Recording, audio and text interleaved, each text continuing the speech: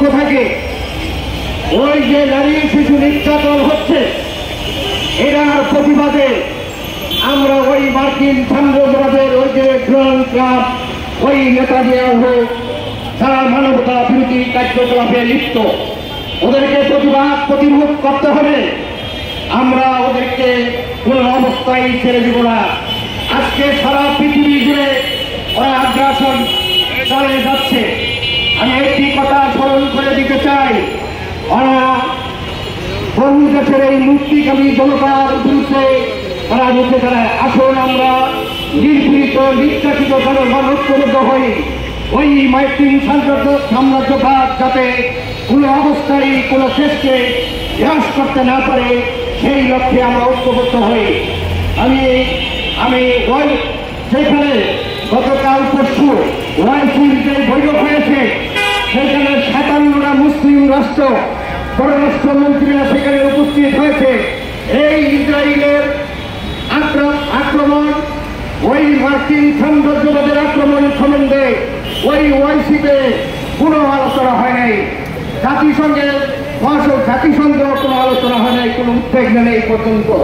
আমি আশা করব ওয়াইসি যদি আপনার এইটা নামপ্রস্ত থেকে কোনো লাভ নাই, যদি ওয়াইসি তার যদি কার্যকারিতা না থাকে, তার যদি এই দেশে নির্পীড়িত নির্যাতিত মানুষের তারা যদি কোনো উপকার করতে না পারে, যুদ্ধকালীন সময় যখন তারা জনগণের পাশে দাঁড়াইতে পারে না, তাইলে তাদের ওয়াইসি রাখার কোনো প্রয়োজন আছে এইটা আমরা বাংলাদেশ জাসদ আমরা এটা মনে করি না।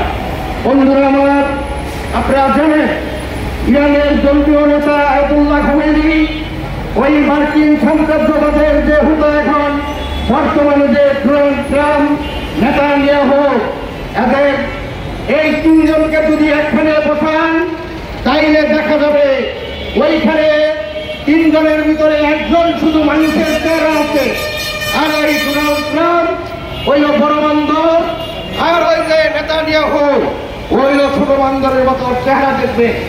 বন্ধুরা আমার, মানুষ হত্যা করতে করতে নির্যাতন করতে করতে ওদের চেহারা এরকম হয়ে গেছে, আজকে ওদের চেহারা বানরের মতো হয়ে গেছে।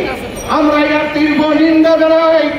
তোমরা অতীতের মতো সেই সমস্ত দেশ থেকে লেজ গুটিয়ে এসেছিল, তোমরা ইরান থেকে সেইভাবে লেজ গুটিয়ে তোমাদেরকে যেতে হবে।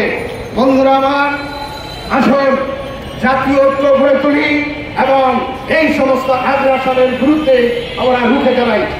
আমি আমার বক্তব্য বাড়াবো না। এখন আমরা মিছিল সহকারে আমাদের পার্টি অফিসের সামনে দিয়া আজকে সব এখানে সমাপ্ত করছি। এখন আমরা মিছিল সহকারে সবাই মিছিলে থাকবেন।